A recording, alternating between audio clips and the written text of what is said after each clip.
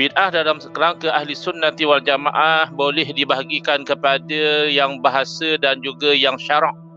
Kalau dari segi bahasa, apa sahaja perkara yang dahulunya tidak ada kemudian dilakukan, maka itu bid'ah. Ihdatsu syai'in ma lam yakun, mengadakan satu perkara yang dahulunya tidak ada, baik atau buruk, dunia atau agama, dari segi bahasa adalah bid'ah.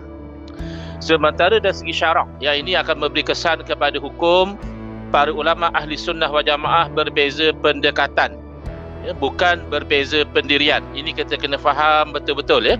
Ulama ahli sunnah wal jamaah hanya berbeza pendekatan, iaitu sebahagian ulama ahli sunnah wal jamaah mentarifkan bid'ah dari segi syarak secara luas, iaitu fi'lu ma lam yu'had fi asli Rasulullah SAW, perbuatan yang tidak dilakukan di zaman Rasulullah SAW, itu namanya bid'ah.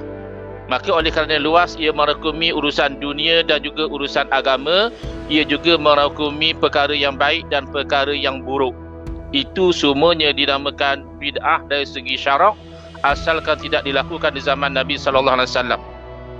Sementara ada para alim ulama yang mengkhususkan bid'ah hanya kepada perkara baharu yang dikatakan la asla lahu fi syari'ati yadullu alaihi, yang tidak ada dalil dalam syarak yang menunjukkan kepadanya, itu sahaja yang dinamakan bid'ah. Wa amma ma lahu aslun fi syar'i yadullu alaihi falaisa bi bid'atin syar'an.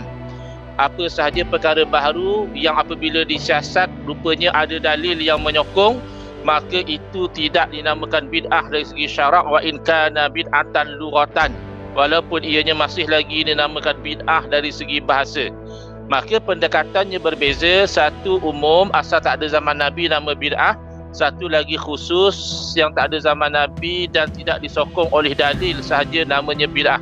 Tetapi mereka seia sekata sama pendirian bahawa ada perkara baharu yang disokong oleh dalil, atau dengan arti kata lain tidak bercanggah dengan syarak, itu tidak haram kita melakukan.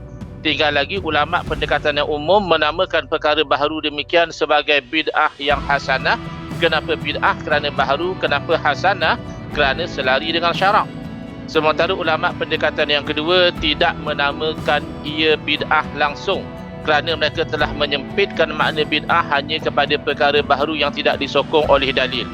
Jadi rupanya para ulama ahli sunnah wal jamaah sepakat, di zaman kita ada golongan yang mendabik dada, kononnya mereka itulah pejuang sunnah, kononnya mereka itulah golongan yang menentang bid'ah.